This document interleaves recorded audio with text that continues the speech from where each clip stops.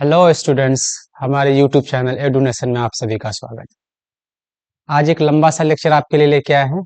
इस पूरे लेक्चर में साइंस का चैप्टर 1 रासायनिक अभिक्रिया और समीकरण को हम कंप्लीट करने वाले हैं। और बहुत ही खास लेक्चर आपके लिए है, क्योंकि इस लेक्चर में चैप्टर 1 का एक एक टॉपिक को अच्छे से क्लियर किया गया और जो भी बच्चे बिहार बोर्ड में एग्जाम देंगे उसके लिए बहुत ज्यादा इंपॉर्टेंट है। तो लेक्चर को अच्छे से आप देखिए, ठीक है, और एक एक टॉपिक को क्लियर करते चलो। तो यहाँ पे रिएक्शन का टॉपिक जो लिखा है वो है रासायनिक अभिक्रियाओं के प्रकार। तो रासायनिक अभिक्रिया जो है इसके कितने प्रकार, इसको मेनली 4 पार्ट में डिवाइड किया गया। कौन कौन सा रिएक्शन हम लोग को पढ़ना है? तो सबसे पहले पढ़ना संयोजन रिएक्शन, फिर है वियोजन अभिक्रिया, विस्थापन अभिक्रिया और द्विस्थापन अभिक्रिया। ठीक है, ये 4 तरह के अभिक्रियाओं को हम लोगों को पढ़ना है। ये चारों को एक एक करके यहाँ पे अच्छे से एक्सप्लेन किए हैं। एक एक करके हम लोग बारी बारी से पढ़ते हैं और अपने कॉन्सेप्ट को अच्छा बनाते हैं। सबसे पहले संयोजन अभिक्रिया, यहाँ पे लिखा हुआ संयोजन अभिक्रिया किसको कहते हैं? तो ध्यान देना स्टूडेंट, संयोजन अभिक्रिया किसको कहेंगे? वो सारे अभिक्रिया जिसमें आपके पास 2 या 2 से अधिक अभिकारक होगा और एकल यानी कि एक उत्पाद बनेगा। ये कह रहा है अगर आपके पास 2 अभिकारक है ए और बी, 2 अभिकारक है, अभिक्रिया करने के बाद जो उत्पाद बनेगा वो बस एक उत्पाद बन जाए। एक उत्पाद जब भी बन जाएगा उस रिएक्शन को बोला जाएगा कॉम्बिनेशन रिएक्शन। इंग्लिश में कहा जाता है कॉम्बिनेशन रिएक्शन, हिंदी में बोला जाता है संयोजन अभिक्रिया। तो यहाँ पे डेफिनेशन लिखा है इस अभिक्रिया में 2 या 2 से अधिक अभिकारक, देख लो स्टूडेंट्स, 2 या 2 से अधिक अभिकारक मिलकर एकल उत्पाद बनाते हैं। ये कह रहा है कि 2 या 2 से अधिक उत्पाद मिलेगा और एक सिंगल प्रोडक्ट को बना देगा। 2 या 2 से अधिक उत्पाद मिला, 2 या 2 से अधिक अभिकारक मिला और एक सिंगल प्रोडक्ट बना दिया। इस रिएक्शन को इंग्लिश में बोला जाता है combination reaction.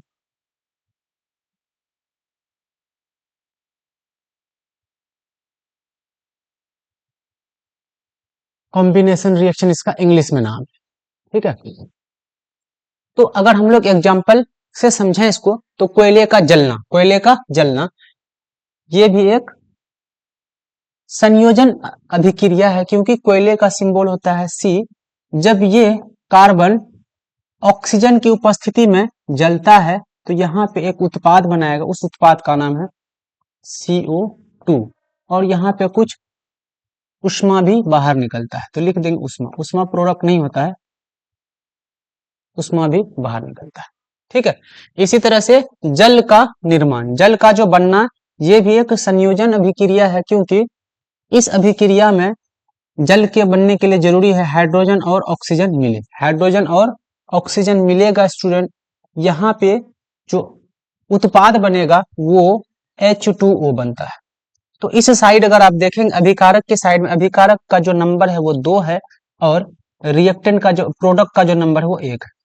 Double reactant single product, ये भी क्या है? ये भी संयोजन अभिक्रिया का एक उदाहरण है। एक बहुत ही इंपॉर्टेंट है बिना बुझा हुआ चूना, इसका जो फॉर्मूला होता है CaO, नाम होता है कैल्शियम ऑक्साइड। जब इस चूने को आप पानी के साथ मिला देंगे, जल के साथ मिला देते हैं बच्चा लोग, तो यहाँ पे जो एक नया उत्पाद बनाता है उसको बोला जाता है CaOH2, कैल्शियम हाइड्रोक्साइड।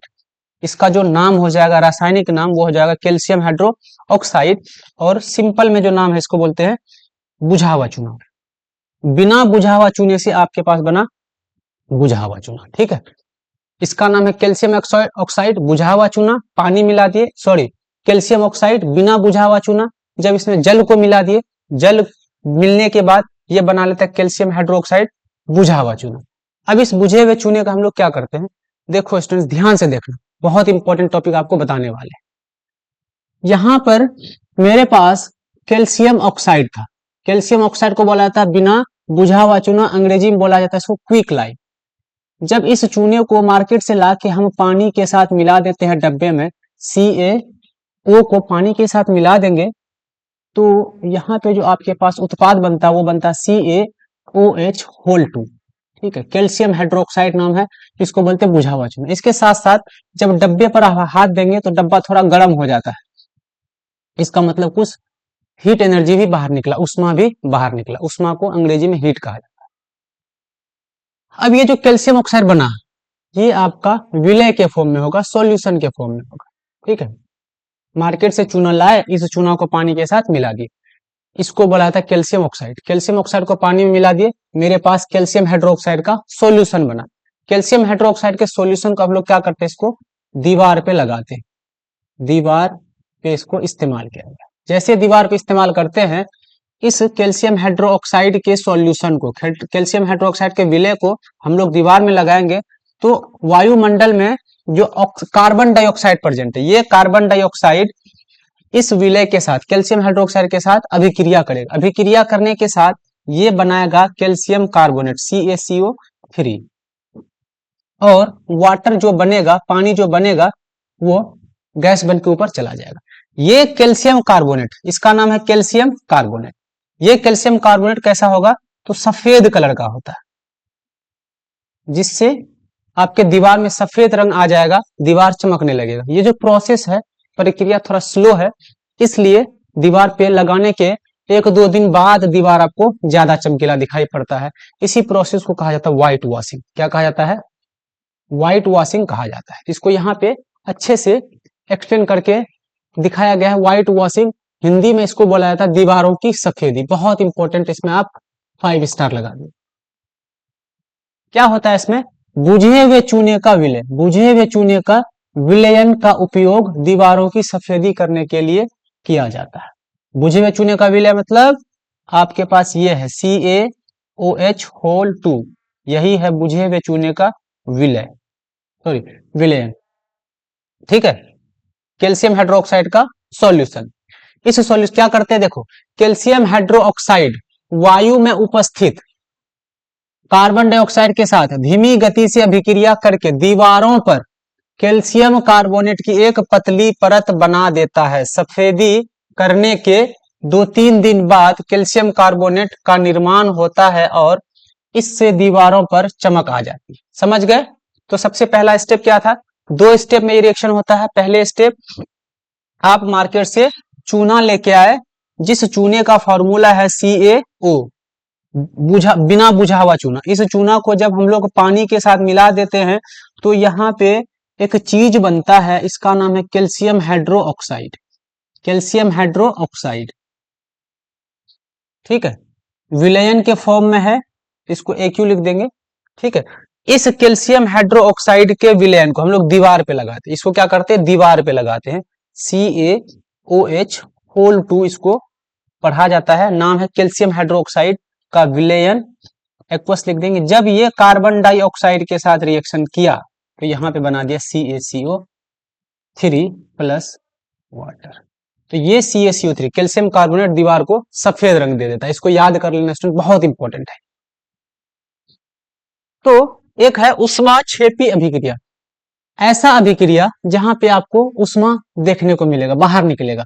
जिन अभिक्रियाओं में उत्पाद के निर्माण के साथ साथ ऊष्मा भी बाहर निकलता है, उसको बोला जाता है ऊष्माक्षेपी अभिक्रिया। इंग्लिश में इसको बोला जाता है एक्सोथर्मिक रिएक्शन।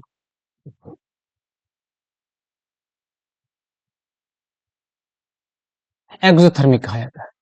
तो कौन कौन से ऐसे अभिक्रिया है जो ऊष्मा बाहर निकालता है, ऊष्मा बाहर इसमें निकलता है, प्राकृतिक गैस का दहन। प्राकृतिक गैस का फॉर्मूला होता है CH4, मीथेन बोला जाता है।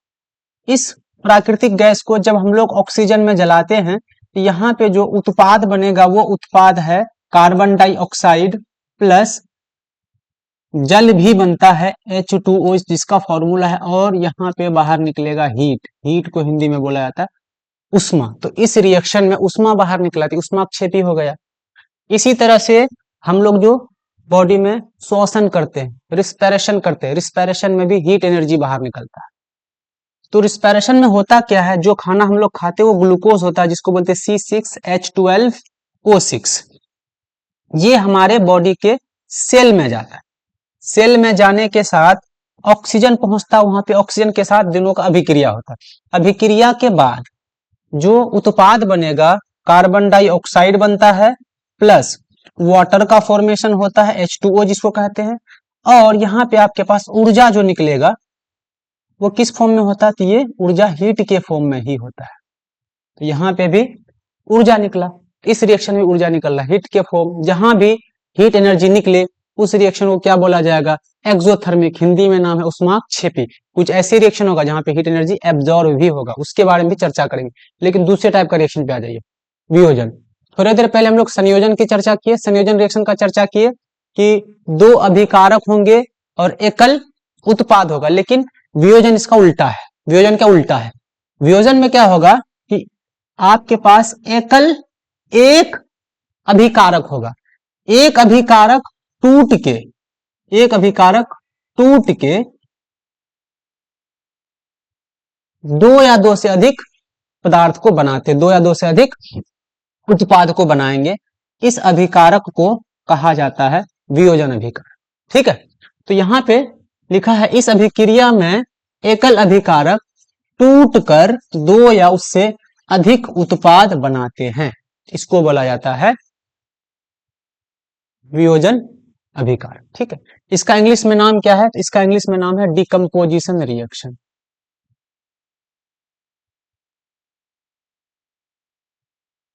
इंग्लिश में नाम है डिकम्पोजिशन रिएक्शन। क्या होता है, सिंगल प्रोडक्ट है, दो या दो से अधिक, सिंगल रिएक्टेंट, दो या दो से अधिक प्रोडक्ट। एग्जांपल क्या होगा, आसान सा एग्जांपल है, कैल्शियम कार्बोनेट का एग्जांपल ले लेते हैं। ये कैल्शियम कार्बोनेट आपको याद रख लेना, इतना बार लिखे हैं कि इसको याद हो जाए। कैल्शियम कार्बोनेट, इस कैल्शियम कार्बोनेट को जब हम लोग गर्म करते हैं, गर्म किया मतलब इसमें हम लोग डाले उष्मा, जब हीट डाल दिए, हीट इसमें डाल दिए तो ये अब टूटेगा, टूट के ये बनाता है CaO प्लस कार्बन डाइऑक्साइड। यहां अगर ध्यान देखोगे, ध्यान से देखोगे तो यहाँ पे एक है, एक रिएक्टेंट है, और प्रोडक्ट के साइड में आपके पास दो प्रोडक्ट है। तो सिंगल रिएक्टेंट था, दो प्रोडक्ट बन गया, यहाँ पे टूट गया, तो इसको बोलेंगे वियोजन अभिक्रिया। इस वियोजन अभिक्रिया में हमको हीट एनर्जी लेना पड़ा है, तो जहां पे हीट एनर्जी लेना पड़े, कहीं पे इलेक्ट्रिसिटी लेना पड़ेगा और कहीं पे आपको सनलाइट भी लेना पड़ेगा। तो यहाँ पे क्या लिखा है, उष्मीय वियोजन। वियोजन तो होगा लेकिन किसके हेल्प से, तो हीट एनर्जी के हेल्प से। तो जहां पे हीट एनर्जी के हेल्प से वियोजन होता है उसको उष्मीय वियोजन कहते हैं। वही पहला वाला एग्जांपल क्या लिए, calcium carbonate CaCO3 plus, sorry plus नहीं, अब ये जो अभिक्रिया होगा यहाँ पे जब आप उष्मा डालेंगे तभी होगा, ये जब उष्मा डालेंगे तभी यह अभिक्रिया होगा। उष्मा जैसे डाले तो ये टूटेगा, कैल्शियम ऑक्साइड बना लेगा, कैल्शियम ऑक्साइड नाम है इसका, लिख लेना CaO calcium oxide, plus carbon dioxide भी बनेगा। यहाँ पे दो प्रोडक्ट आपके पास, सिंगल रिएक्टेंट है, वियोजन रिएक्शन हुआ, वियोजन अभिक्रिया हुआ, लेकिन वियोजन हुआ उष्मा के हेल्प से, इसको बोलेंगे उष्मीय वियोजन। तो जब उष्मा के हेल्प से उसको बोलते हैं थर्मल डिकम्पोजिशन, थर्मल डिकम्पोजिशन।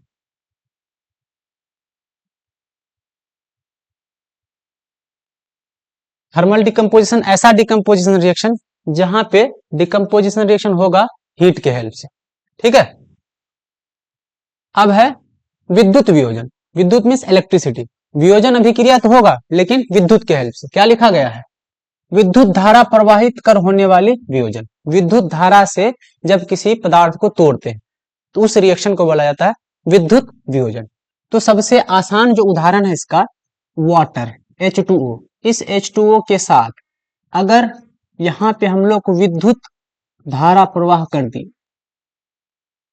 तो ये टूटता है, वाटर टूट के हाइड्रोजन गैस बनाता है और ऑक्सीजन गैस बनाता है। तो किसके हेल्प से हुआ, इलेक्ट्रिसिटी के हेल्प से हुआ। तो जब इलेक्ट्रिसिटी के हेल्प से वियोजन अभिक्रिया होता है उस अभिक्रिया को बोला जाता है विद्युत वियोजन। इंग्लिश में इसका नाम है इलेक्ट्रोलाइसिस।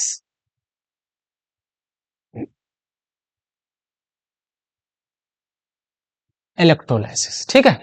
अब कभी कभी सूर्य का जो प्रकाश होता है उसके हेल्प से करते हैं, जिसको बोलते हैं प्रकाशीय वियोजन। प्रकाशीय वियोजन का अगर इंग्लिश में नाम देखेंगे तो इसको बोला था फोटो डिकम्पोजिशन या फोटोलाइसिस, फोटो डिकम्पोजिशन।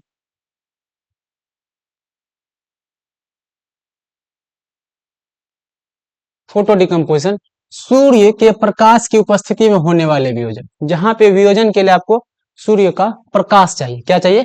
सूर्य का प्रकाश। अगर आपके पास सिल्वर क्लोराइड, यहाँ पे सिल्वर क्लोराइड है,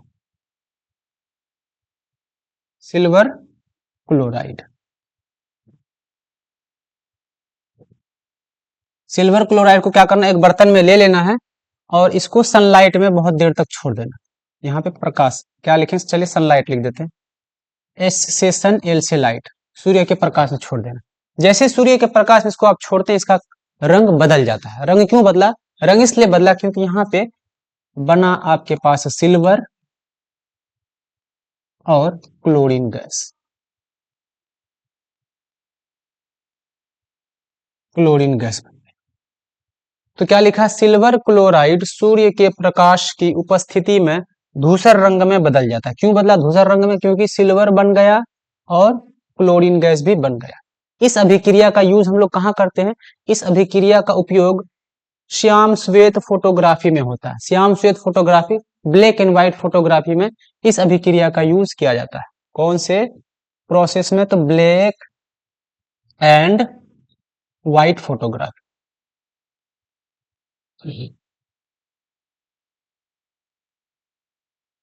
इसको याद रख लेना, कभी कभी पूछ देगा आपको किस अभिक्रिया का यूज श्वेत श्याम फोटोग्राफी में यूज किया जाता है।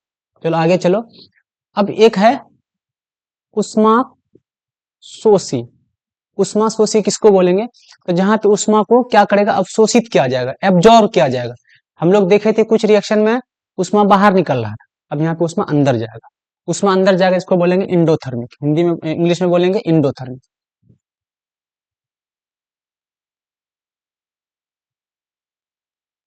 इस रिएक्शन में आपको हीट एनर्जी देना पड़ेगा, हीट एनर्जी देंगे तभी रिएक्शन होगा। इसको बोला जाएगा उष्मा शोषी। जिन अभिक्रियाओं में अभिकारक को तोड़ने के लिए प्रकाश विद्युत या की आवश्यकता पड़ती है। तो अभी जितना एग्जाम्पल हम लोग देखे यहाँ, जैसे कैल्शियम कार्बोनेट को तोड़े, भी CaCO3 को तोड़े, इसको तोड़ने के लिए आपको क्या देना पड़ा? तो यहाँ पे सर आपको उष्मा देना पड़ा। उष्मा दिए तभी ये टूटा, तभी ये टूटा। क्या बना ये? CaO और कार्बन डाइऑक्साइड।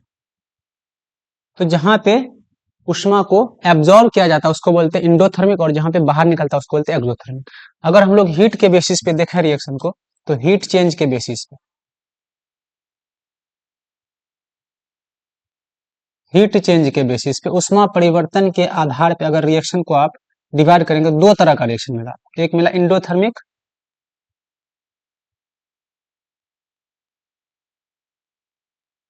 और एक मिला एक्सोथर्मिक।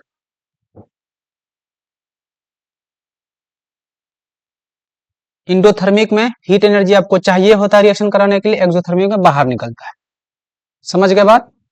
चलिए अब आ जाए विस्थापन। विस्थापन अभिक्रिया। विस्थापन अभिक्रिया क्या है? विस्थापन अभिक्रिया में क्या होता है कि जो ज्यादा रिएक्टिव सब्सटेंस होते हैं, क्रियाशील, जिसके पास ज्यादा पावर होता है, वो कमजोर वाले तत्वों को हटा देता है, उसके कंपाउंड्स, उसके यौगिक से हटा देता है। वही लिखा गया है, देखिए ध्यान से। इन अभिक्रियाओं में अधिक क्रियाशील तत्व कम क्रियाशील तत्व को उसके यौगिक से विस्थापित कर देता है। जैसे आपको अभी हम लिखाएंगे कि कैसे याद रखना है। यहाँ पे सपोज कीजिए आपके पास कॉपर सल्फेट CuSO4, इसका नाम है कॉपर सल्फेट। इसको पानी में मिलाएंगे तो विलयन बन जाएगा, विलयन बनेगा तो एक्यू लिख देंगे। ये आपको ब्लू कलर का मिलेगा, ठीक है, ब्लू रंग का मिलता है, BLUE, ब्लू। जब यहाँ पे अगर हम लोग एक आयरन का टुकड़ा रख देते हैं, लोहे का टुकड़ा रख देते हैं, तो लोहा जो है ज्यादा शक्तिशाली है, ज्यादा क्रियाशील है। इस कॉपर से, इस कॉपर को यहां से हटा देगा, ये इस कॉपर को यहां से हटा देगा, हटाएगा। अब ये आयरन सल्फेट के साथ मिल जाएगा, ये बना लेगा Fe, और सल्फेट के लिए आपको लिखा दिया पहले लेक्चर में SO, एक्वस फॉर्म में होगा। और इसका रंग जो आप देखेंगे, इसका रंग आपको हो जाएगा ग्रीन। ग्रीन मीन्स हरा, ब्लू से ग्रीन हो गया, यहाँ पे रंग में परिवर्तन आया। तो कौन सा रिएक्शन है ये? यह है विस्थापन रिएक्शन। इंग्लिश में इसको बोला जाता है डिस्प्लेसमेंट रिएक्शन।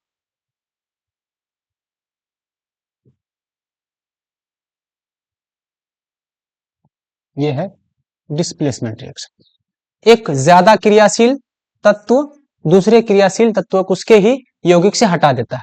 यहाँ पे यौगिक जो था, कंपाउंड जो आपके पास था कॉपर का था और बाहर से आयरन आया था, लेकिन आयरन ज्यादा क्रियाशील है, कॉपर को हटा दिया उसके सॉल्यूशन से और खुद का सॉल्यूशन बना लिया। लोहे की कील पर भूरे रंग की कॉपर की परत जम जाती है जिसको CuSO4 कहा जाता है।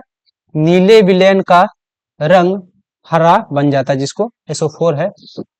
निर्माण के कारण क्या होता है, अगर यहाँ पे एक बीकर है आपके पास, इस बीकर में कॉपर सल्फेट भरा हो, ठीक है, इस बीकर में कॉपर सल्फेट इस तरह से ब्लू कलर का आपके पास मिलेगा। इस बीकर में हम लोग क्या किए कि इस बीकर में आप इस डब्बे में आप क्या किए, कॉपर सल्फेट तो था ही, यहाँ पे कॉपर सल्फेट के साथ साथ आप इसमें लगा दिए लोहे का एक कील डाल दिए। लोहे का कील आप जैसे डाले इसमें, यहाँ पे लोहे का एक कील डाल दिए। कुछ देर बाद जब देखेंगे आप, पहले अब ब्लू रंग डाले हैं तो इसका रंग जो अब हो जाएगा हरा, इस तरह से, इस तरह से रंग हरा हो जाएगा। और यहाँ पे लोहे का जो कील था इसके ऊपर भूरा कलर का कुछ लेयर ऐसे आपको दिखाई देने लगेगा। ऐसे ये भूरा रंग किसका है, कॉपर का है। तो रंग पहले क्या था, ब्लू था, ब्लू से रंग हो गया हरा। क्यों हरा हुआ, क्योंकि लोहा जो था कॉपर को उसके सॉल्यूशन से हटा के अपना खुद का सॉल्यूशन बना लिया, जिस सॉल्यूशन का नाम हो जाएगा FeSO4, नाम हो जाएगा FeSO4। पहले था यहाँ पे CuSO4 था, कॉपर सल्फेट था, CuSO4 था। CuSO4 में से कॉपर को हटा के आयरन अपना सल्फेट बना लिया, तो विस्थापन कर दिया। एक ज्यादा क्रियाशील तत्व कम क्रियाशील तत्व को हटा के अपना प्रोडक्ट बना लिया। ठीक, अब द्विस्थापन, द्विस्थापन अभिक्रिया में क्या होता है, इस अभिक्रिया में अगर आप देखेंगे तो कॉपर को हटा दिया है, कॉपर को आयरन हटा दिया, खुद का सल्फेट बना लिया। लेकिन द्विक्रियाशील में क्या होता है, दोनों एक दूसरे से अदला बदली कर लेता है। दो सॉल्यूशन होगा, दोनों एक दूसरे से अदला बदली कर लेगा। देखिए ध्यान से, इस अभिक्रिया में उत्पादों के निर्माण दो यौगिक के बीच आयनों के आदान प्रदान से होता है। आयनों के आदान प्रदान, देखिए क्या होता है, पहले आपको एक एग्जांपल दे देते हैं। सपोज कीजिए यहाँ पे एक आपके पास AB है, इसका रिएक्शन करा दिए हैं CD के साथ। किसके साथ, CD के साथ। तो जब भी कंपाउंड बनेगा, यौगिक बनता है, एक पॉजिटिव वाला पार्ट होता है, एक नेगेटिव वाला पार्ट होता है। पहला वाला पार्ट पॉजिटिव होता है, दूसरा वाला पार्ट नेगेटिव आयन। पहला वाला पार्ट पॉजिटिव आयन होता है, दूसरा वाला पार्ट नेगेटिव आयन। ठीक है, यहां अगर तुम ध्यान दोगे स्टूडेंट, यहाँ का A जो है इसके साथ मिल जाएगा, यहाँ का इसके साथ मिल जाएगा। क्या बना लेगा, ये बना लेगा AD, और यहाँ का B C के साथ मिलेगा, प्लस CD। दोनों क्या करता है, आदान प्रदान करता है। यहाँ A पॉजिटिव था, दूसरे वाले यौगिक के निगेटिव के साथ मिल गया। ऐसे रिएक्शन को बोला जाता है डबल डिस्प्लेसमेंट रिएक्शन, द्विस्थापन अभिक्रिया। यहाँ पे अगर आप देखें क्या लिखा है, सोडियम सल्फेट। सोडियम सल्फेट का फॉर्मूला होता है NaSO4।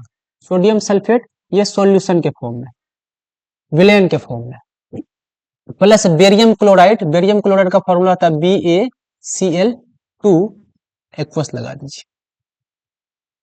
अब जब रिएक्शन करेगा ये, जब ये रिएक्शन करेगा क्या बनेगा, ये बना लेता है बेरियम सल्फेट, BaSO4 बना लेता है, प्लस सोडियम क्लोराइड NaCl। ये आपका एग्जांपल, इस एग्जांपल को आपको याद रख लेना। अब हम समझाते हैं बना कैसे। अब यहाँ पे सोडियम सल्फेट सॉल्यूशन में, सॉल्यूशन में तो आयन के फॉर्म में टूटेगा। किसके फॉर्म में टूटेगा, आयन के फॉर्म में टूटेगा। एक लेक्चर हम डाले हैं, बेसिक वाला लेक्चर, जहां पे आयंस के बारे में हमने अच्छे से बताया स्टूडेंट, उस लेक्चर को जाके आप देखें। ये वन शॉर्ट वीडियो यहाँ पे आयन के बारे में बताएंगे तो लेक्चर बहुत लंबा हो जाएगा। ये आयन के फॉर्म में टूटता है। किस किस आयन में टूटता है, यहाँ से Na+ बनता है, यहाँ से Na+ बनता है। और सल्फेट के बारे में आपको बताया है, सल्फेट के बारे में बताया कि SO4 2- होता है सल्फेट का, ठीक है। और यहां से बनेगा बेरियम, बेरियम का होता है Ba2+, और क्लोरीन का होता है Cl-। ठीक है, कैसे कंपाउंड बना, आदान प्रदान होता है। इस वाले का जो पॉजिटिव आयन है, प्लस चार्ज वाला है Na, यहां का Na दूसरे वाले कंपाउंड का यहाँ के नेगेटिव से मिलेगा, यहाँ के नेगेटिव से मिला, क्या बना, NaCl। क्या बना लेगा ये, NaCl बना लेगा, ठीक है। अब दूसरे वाले कंपाउंड का जो पॉजिटिव था पहले वाले के नेगेटिव के साथ मिलेगा, यहाँ ये क्या बना लेगा, बेरियम सल्फेट, BaSO4।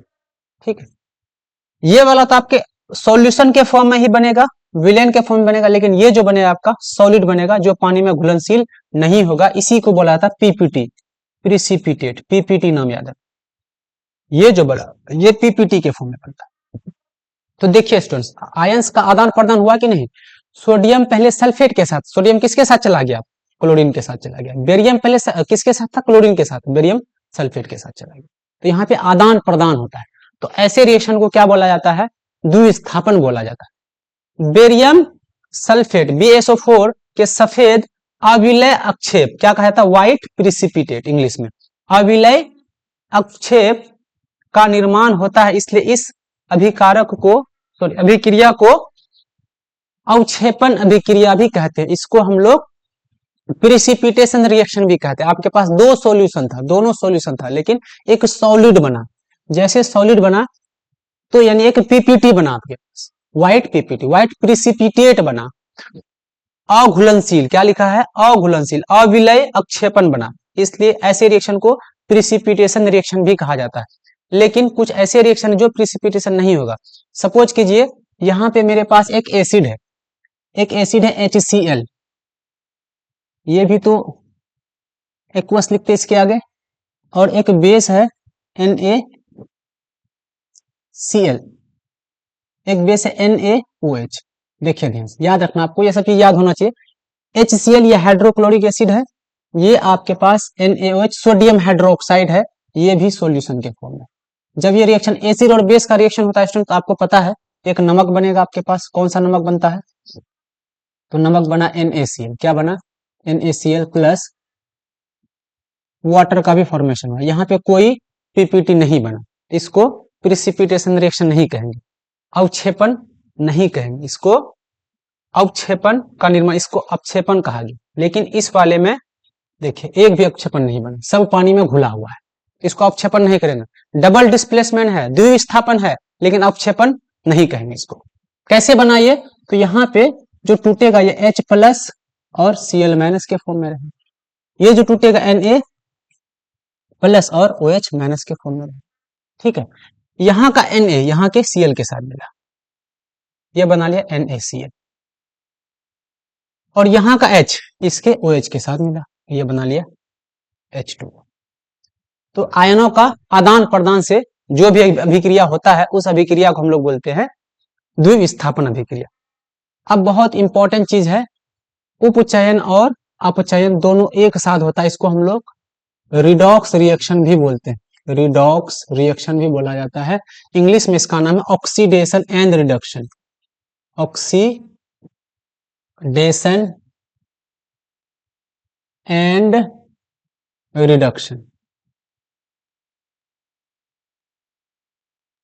ऑक्सीडेशन को बोला जाता है उपचयन, ऑक्सीडेशन को उपचयन, ये ऑक्सीडेशन है, और ये है अपचयन मतलब रिडक्शन।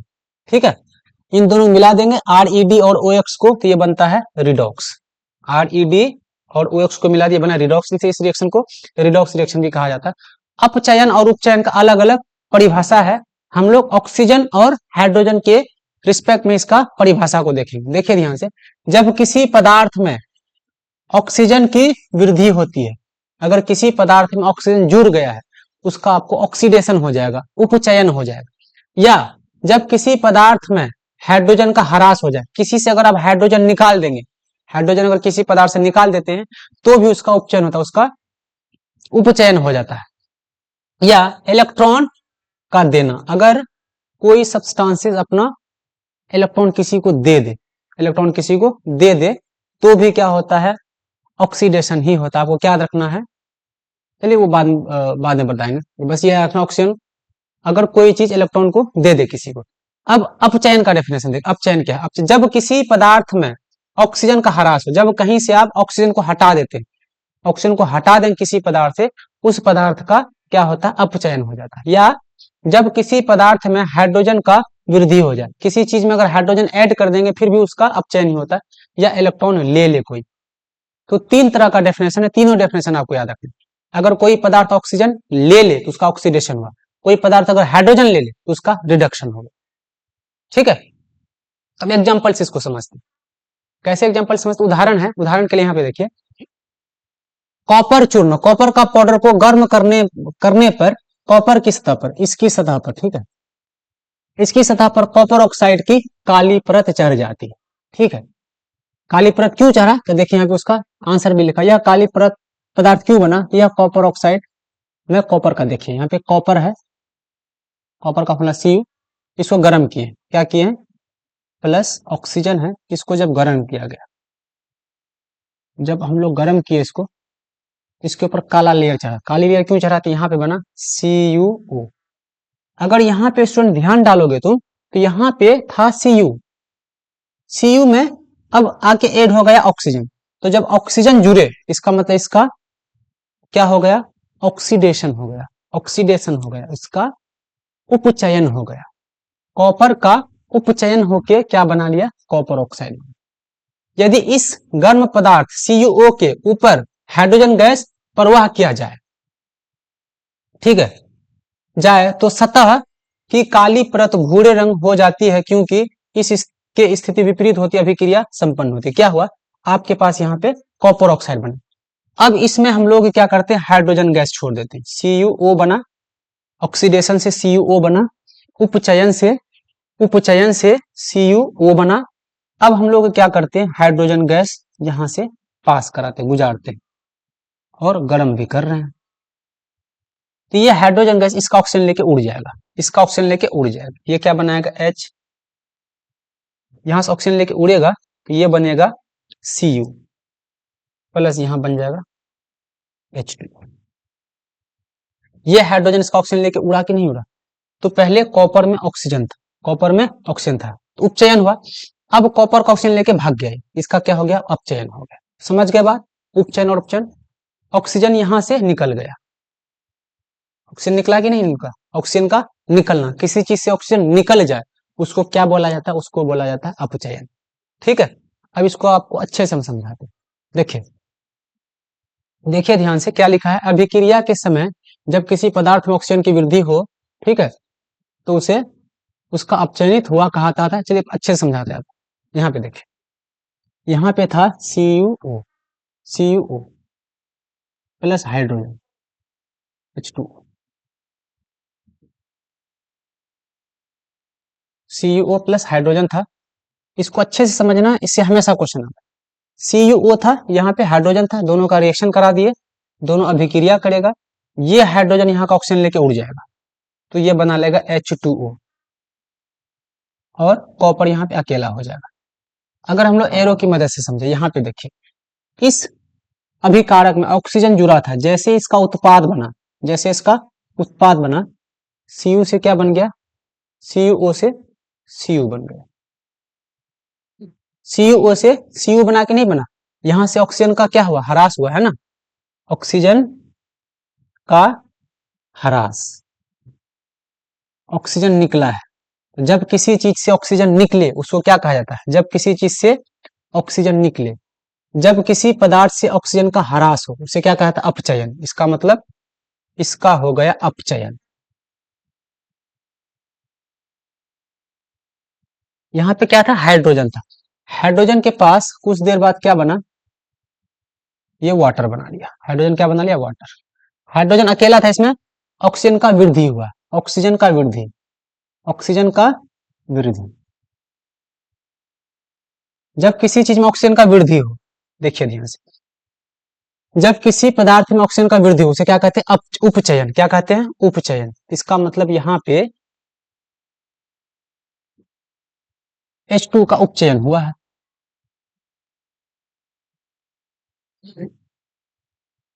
कॉपर ऑक्साइड से ऑक्सीजन का ह्रास हुआ, इसका मतलब कॉपर ऑक्साइड का अपचयन हुआ। ठीक है, हाइड्रोजन, हाइड्रोजन में ऑक्सीजन का वृद्धि होके वाटर बना लिया, तो हाइड्रोजन का क्या हो गया? आपको उपचयन हो गया। यहां तक समझ के तो वही लिखा गया है।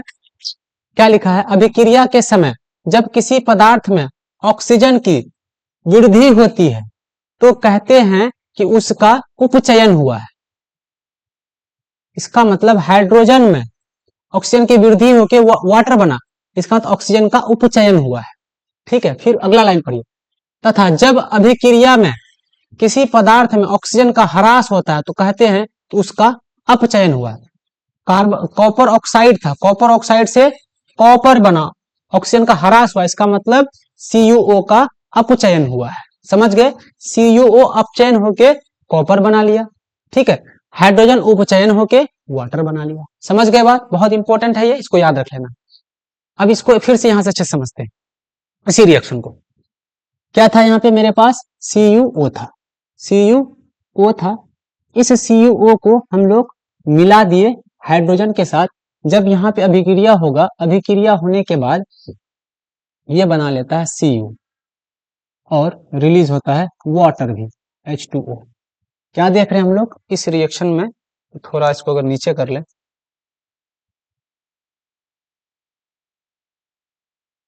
अच्छा रहने देते हैं, मिटा देते हैं इसको, थोड़ा नीचे लिख लेते हैं।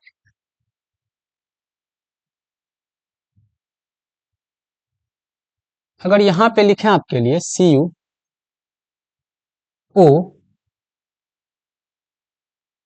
CuO प्लस हाइड्रोजन, गरम करते हैं इसको, गरम, चलो हीट लिख दिए यहाँ पे। गरम करने के बाद यहाँ पे प्रोडक्ट बनता है Cu प्लस एक और चीज बनता है वाटर, जल का निर्माण होता है। अब हम लोग अगर यहाँ से डायग्राम बनाए, डायग्राम खींचे, तो यहाँ पे आप देखेंगे कॉपर ऑक्साइड था, इसके पास ऑक्सीजन था, यह कॉपर ऑक्साइड से कॉपर बना लिया। इसका मतलब कॉपर से ऑक्सीजन का ह्रास हुआ है, रिमूवल ऑफ, चलिए रिमूव, इंग्लिश में लिखते हैं remove, removal of oxygen. Oxygen का रिमूवल क्या कहा जाता है? जब ऑक्सीजन रिमूव हो जाए तो उसको कहा जाता है, देखिए ध्यान से, रिमूव मतलब हटना, ह्रास होना।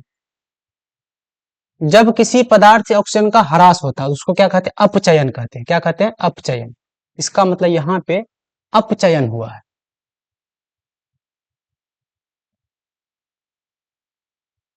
अपचयन इंग्लिश में बोलते हैं रिडक्शन।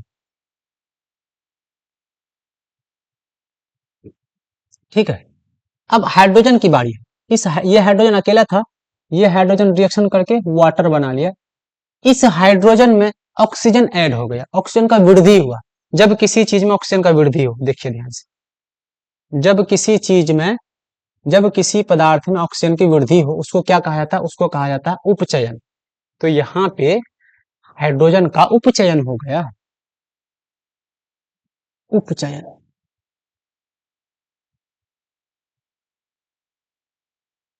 देखिए, कॉपर ऑक्साइड का अपचयन हुआ, अपचयन होके कॉपर बना लिया।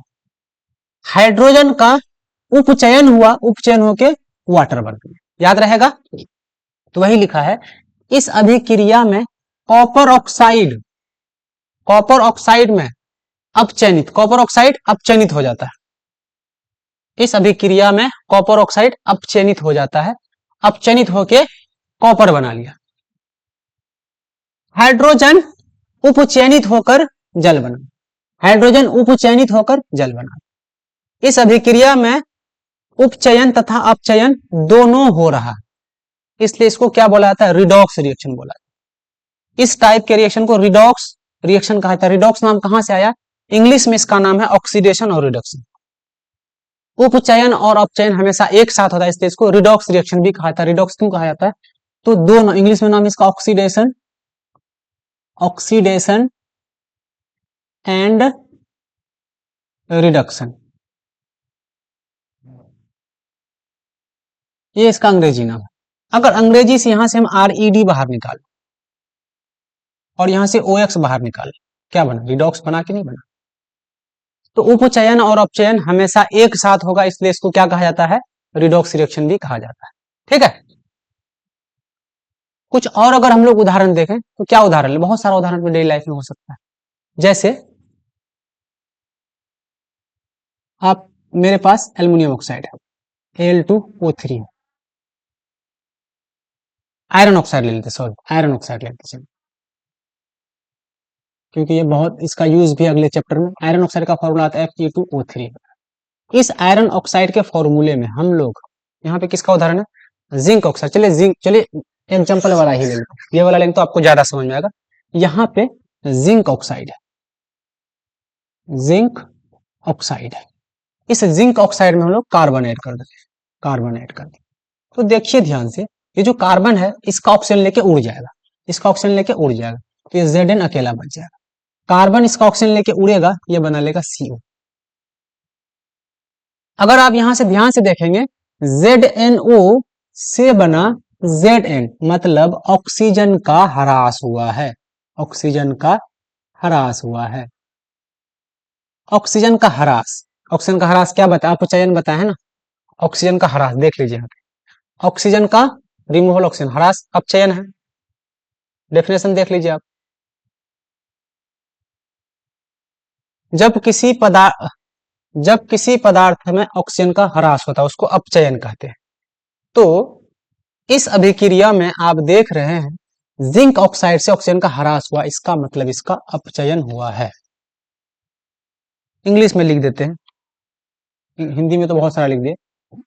रिमूवल ऑफ ऑक्सीजन, ऑक्सीजन निकल गया यहां से, इसका मतलब इसको बोलेंगे रिडक्शन। कार्बन था, कार्बन से कार्बन डाइऑक्साइड बना। एडिशन ऑफ ऑक्सीजन, ऑक्सीजन जब ऐड हो जाए किसी चीज में, जब ऑक्सीजन जुट जाता है उसको बोलते हैं ऑक्सीडेशन। समझ गए बात। तो ही लिखा गया है कि इस उदाहरण में ZnO अपचयनित होकर, ZnO अपचयनित होकर Zn बना लेता, ठीक है। कार्बन उपचयनित होकर कार्बन ऑक्साइड बना लेता है, ठीक है, कोई दिक्कत नहीं है। तो ये उपचयन और अपचयन था, ऑक्सीडेशन और रिडक्शन, जिसको रिडॉक्स रिएक्शन कहा जाता है, ये अपने से भी आप कर सकते हैं। अब दैनिक जीवन में उपचयन अभिक्रिया का क्या प्रभाव, दो प्रभाव हम लोग को पढ़ना, एक है संक्षारण और दूसरा है विकृत गंधिता। दो चीज हम लोग को पढ़ना। इंग्लिश में क्या नाम है इसका, इंग्लिश में नाम आपको हम बता देते हैं, एक है रेंसिडिटी और एक है कोरोजन। क्या है, एक है कोरोजन,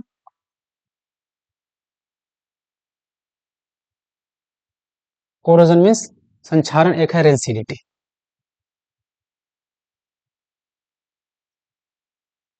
दोनों को पहले सिंपल भाषा में समझा दें। सिंपल भाषा क्या है, रेंस कोरोजन क्या है कि जब किसी लोहे को हम लोग बाहर छोड़ देते उसमें जंग लगता है, फिर वो जंग गिर जाता है, फिर जंग लगता है, धीरे धीरे धीरे धीरे लोहा खत्म हो जाता है, दैट इज कोरोजन, ठीक है। बाहर कोई कॉपर का बर्तन को रख देते उसमें हरा ग्रीन कलर का एक परत चढ़ जाता है, दैट इज कोरोजन। और रेंसिडिटी क्या है कि जो ऑयल वाला सब्सटेंस, तेल वाला खाना है, इस तेल वाले खाने को हम लोग बाहर जब बहुत दिन तक घर में छोड़ देते हैं तो इस खाने में एक अजीब टाइप का महक पैदा हो जाता है, बदबू पैदा हो जाता है, that is called rancidity. Simple सा चीज है। तो देखिए संक्षारण कोरोजन क्या है, जब कोई धातु ऑक्सीजन, आर्द्रता, अम्ल आदि के संपर्क में आती है, ठीक है, जिससे धातु की ऊपरी परत कमजोर होकर संक्षारित हो जाती, ठीक है। लोहे की वस्तु पर जंग लगना, चांदी के ऊपर काली परत व तांबे के ऊपर हरी परत, ठीक है, चरना, संरक्षण के उदाहरण, ये सारे कुछ उदाहरण। किसका क्या क्या उदाहरण है, तो लोहे पर जंग लगना संक्षारण का उदाहरण है, ठीक है। चांदी के ऊपर काली परत का चरना, ये भी संक्षारण का उदाहरण है, आपको बताया है, ठीक है। इसी तरह से तांबे के ऊपर हरी परत का चरना, ये भी संक्षारण है, कुछ संक्षारण के उदाहरण है, ठीक है। जंग में क्या होता है, जंग कैसे लगता है, देखिए ध्यान से। अगर मेरे पास एक आयरन है, ये आयरन है, ये आयरन ऑक्सीजन के साथ अभिक्रिया करेगा और एटमॉस्फेयर में पानी भी प्रेजेंट होता है, H2O। जब पानी प्रेजेंट होता है, ठीक है, तो ये क्या करता है, यहाँ पे रिएक्शन करता है, रिएक्शन करेगा, ये बना देगा Fe2O3 और यहाँ पे कुछ वाटर भी जुड़ा रहता है इससे। यही आपको जंग का फॉर्मूला, यही आपको जंग है, यही है जंग। तो जंग को कैसे बचाया जा सकता है, तो जंग को बचाने के लिए लोहा को या तो ऑक्सीजन से दूर कर दीजिए या पानी से दूर कर दीजिए। अगर लोहे के पास हम ना तो ऑक्सीजन को जाने दें ना पानी को जाने दें तो वहां पे जंग नहीं लगेगा। तो क्या कर सकते हैं जिससे हम जंग से बचा सकते हैं, यशदा लेपन कर सकते हैं, विद्युत लेपन कर सकते हैं और पेंट करके संक्षारण से धातुओं को बचाया जा सकता है। पेंट करेंगे, जैसे घर में देखते होंगे मम्मी लोग सुई को तेल में रखती है, क्यों रखती है, ताकि उसमें जंग ना लगे। तो ये क्या है, संक्षारण से बचने का कुछ तरीका। क्या क्या तरीका है, यशदा लेपन है, विद्युत लेपन है और पेंट करके संक्षारण से धातु को बचाया जा सकता है। यह था संक्षारण। संक्षारण के बाद अब आ जाइए विकृत गंधा। विकृत गंधा क्या है कि जो हमारे पास फैटी फूड है, वसायुक्त और तेलीय खाद्य सामग्री, तेल वाला खाना, चर्बी वाला खाना जो भी है, वायु के संपर्क में आते ही उपचयनित हो जाता है, इसका ऑक्सीडेशन हो जाता है, जिससे उनके स्वाद और गंध में परिवर्तन हो जाता है। खाना का स्वाद और गंध दोनों बदल जाता है, महकने लगता है। ठीक है, इस प्रोसेस को विकृत गंधिता कहा जाता है। विकृत गंधिता रोकने के उपाय क्या क्या करना है? प्रति ऑक्सीकारक, एंटीऑक्सीडेंट, इंग्लिश में क्या कहते हैं, एंटीऑक्सीडेंट का उपयोग करके, या वायुरोधी बर्तन में खाद्य सामग्री को रख के, या अगर आप चिप्स को देखते होंगे तो किसमें रखा जाता है? एयर टाइट पैकेट में रखा जाता है। एयर टाइट पैकेट में रखा जाता है चिप्स को। चिप्स क्यों नहीं खराब होता? क्योंकि इसको एयर टाइट पैकेट में रखा जाता है। या तो हम लोग एंटीऑक्सीडेंट यूज कर सकते हैं, एंटीऑक्सीडेंट का यूज करके भी इस विकृत गंधिता को बचा सकते हैं। या कोई भी खाना का टेम्परेचर को बहुत लो कर दे, इसलिए हम लोग किसी चीज को फ्रीज में रख देते हैं। जब फ्रीज कर देते हैं तो भी विकृत गंधिता बहुत धीरे धीरे होता है। ठीक है, घर में आप देखते होंगे अचार बनाया जाता है, इसको किसमें रखा जाता है? तो सॉल्ट के साथ रखा, नमक के साथ रखा जाता है। ये नमक इसको क्या करता है? बचाता है सड़ने गलने से। इसी तरह से जो मुरब्बा बनाया जाता है उसमें हम लोग शुगर का यूज करते हैं, तो शुगर भी विकृत गंधिता को बचाता है। ये कुछ तरीका है भोजन को बचाने का। भोजन को बचाने का कुछ तरीका है। तो ये था चैप्टर का होल समरी। इस लेक्चर में हमने सारे पार्ट को कवर किया है, बस एक पार्ट आपका रह गया है, वो है कि केमिकल इक्वेशन को हम लोग कैसे लिखते हैं। उसके लिए भी एक लेक्चर पड़ा हुआ मेरे यूट्यूब चैनल पे, उसको देखिए स्टूडेंट्स। और अगर ये लेक्चर आप अच्छे से देखेंगे तो आपका बिहार बोर्ड का 95% क्वेश्चन सॉल्व हो जाएगा। ठीक है स्टूडेंट्स, तो इस लेक्चर में यहीं तक रखते हैं। Thank you very much.